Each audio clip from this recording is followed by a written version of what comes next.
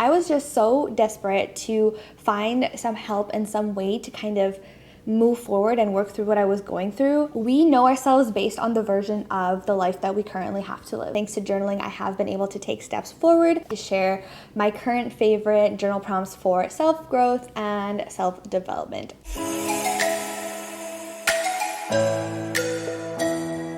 Hello everyone and welcome back to my channel. If you're new here, my name is Megs and thank you so much for clicking on today's video. Today's video is honestly just me explaining how I got into journaling because I'm not a journaling expert. I'm not some person whose life has been magically transformed by journaling yet, but I am someone who literally just months ago thought journaling was complete BS and there was no way that it could work. And then, you know what? It did. I got into it. And so I kind of just wanted to share how that happened for me. I'm going to kind of explain my story with how I got into it, and then I'm going to share my current favorite journal prompts for self-growth and self-development. So without further ado, let's get into it. So like I said, I thought journaling was complete BS. I was like, why would writing out thoughts and feelings on a piece of paper help me in any way, make me feel better? I honestly thought it was a waste of time. Yes, I had a diary when I was a kid, but that was different. That was to write about my problems at school with different friends and boys I had a crush on. It wasn't about solving life problems or resolving different matters.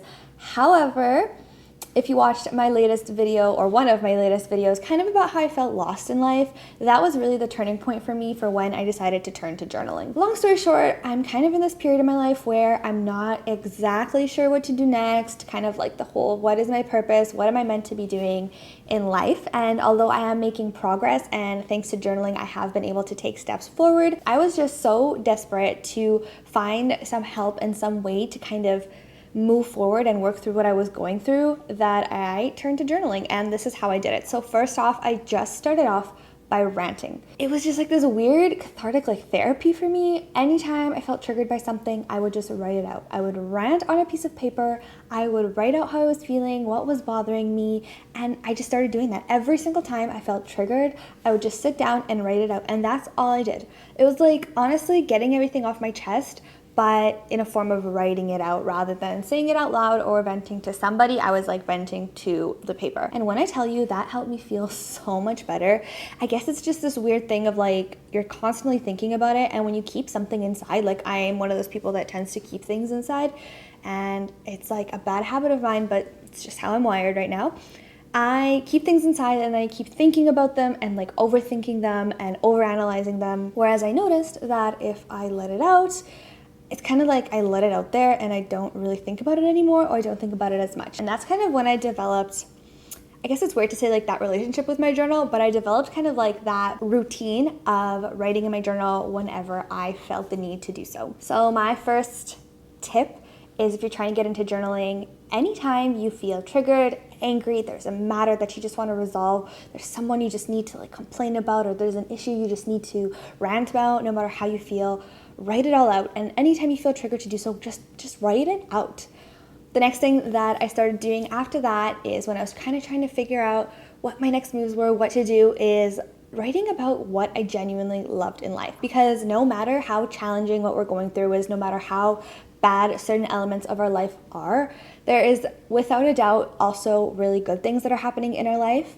Like I said, no matter how bad things are, there are always good things. Maybe it's tiny little things, but sometimes in life it's the tiny things that are actually the big things. Is it a certain part of your routine that you love? Is it a certain person in your life that you really love? Is it a certain thing that you get to do, a little part of your day that genuinely brings you joy? Is it a certain food? Is it a certain recipe? Is it a certain hobby? There's always a lot to be grateful for, and in moments when we are feeling challenged and when we are feeling like we don't know what the next steps are, it's not only a good practice for gratitude, but it's always a good thing to kind of realize and put at the forefront. And then that way, when you're trying to figure out what the next steps are, remembering what you love and why you love them is a really important thing. Which brings me to my next journal prompt, which is, if money wasn't a factor, what would I do? This journal prompt is really about self-discovery, because a lot of us, although we feel like we do know ourselves, We know ourselves based on the version of the life that we currently have to live. We know ourselves based on our current routines and the things that we are currently doing in life. That's the version of us that follows our routine, the version of us that goes to work in the morning, then comes home, cooks dinner, walks the dog, does a workout, does chores, goes to social commitments, goes to sleep, wakes up, and does it all over again. That's the version of ourselves that we know really well, because that's the version of ourselves that we live every day. But if money wasn't a factor, if we didn't have to follow this routine that we're currently following, what would you do?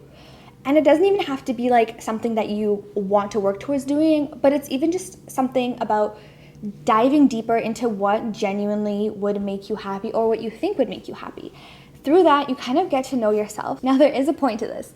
So once you kind of figure out if money wasn't a factor, what would your routine look like, or what hobbies would you do, or what aspects of your life would look different, then you can see what you can actually incorporate into your life. Now, I know that this might be on a very, very much smaller scale, but that's okay, because even then, you're still taking steps to start incorporating little things into your life. Maybe it's not something that's gonna make you money, maybe it's not something that's going to get you advanced in certain areas of your life, but it's something that's going to bring you joy, something that's going to create variety in your life, and it will just help make you happier in the end. And the last journal prompt that I personally have been using and that I recommend for you as well is, what lessons can I learn from my current hardship? Because when we're going through something very hard and very unfair, it's super easy to fall into the victim mentality and just say that bad things are happening and you don't know why. But if we're trying to grow and evolve and develop as people and as human beings, as ourselves, we can draw a lesson from almost anything that happens in life.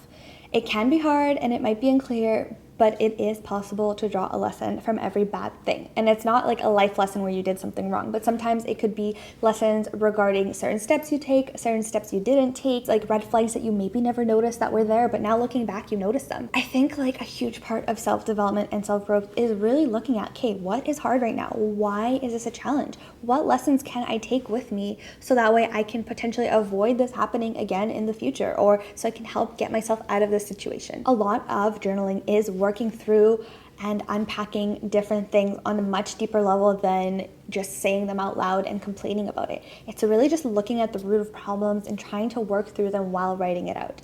And so if you're going to get into the practice of journaling, this is a great practice to begin to just unpack certain things that are happening in life and try to get to the root cause of them. And some of them you might not be able to figure out, but some of them you might. And some of them you might light a light bulb in your head and you're like, oh my goodness, I never saw it from this point of view until I actually started to do a deep dive into it. And that is that. Those are the journal prompts that so far have really helped me, A, get into journaling, but B, kind of start to work towards figuring out what my next steps are, what my purpose is, kind of working through those emotions that I'm currently feeling. So I'm going to do a quick little recap. Number one is venting. So anytime you feel triggered, just write it out. There's no rules, there's no nothing. Just write out exactly how you feel.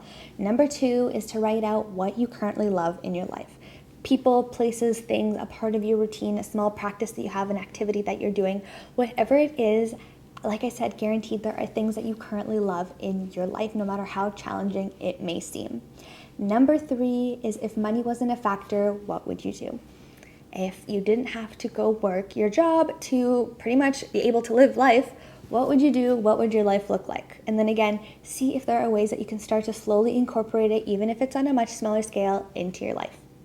And number four, what lessons can you draw from the hardships and challenges that you're going through right now? What can you do to help, like I said, get yourself out of that situation in the future? Learn lessons, see red flags, pull things out. Maybe it's a good lesson. Maybe it's a bad lesson. Maybe it's something that you realized about yourself that you never knew because you're overcoming something challenging. Or maybe it's something that you may have done wrong, but now that you know, you won't repeat that mistake. So like I said, journaling is something that might be hard to get into at first, but once you do get that momentum and get into it, it can serve as such an amazing tool, and you can just start writing about whatever you want to write about. There are no rules when it comes to journaling. There's no aesthetic, no pretty. It's just do what you need to do in that moment. If you like this video, please give it a thumbs up. It really helps to support me and my channel. If you want more journaling and different prompt videos, then let me know in the comments below, because that's definitely something that I'm going to keep getting into as my journey progresses. If you're following along on the journey, also let me know in the comments down below.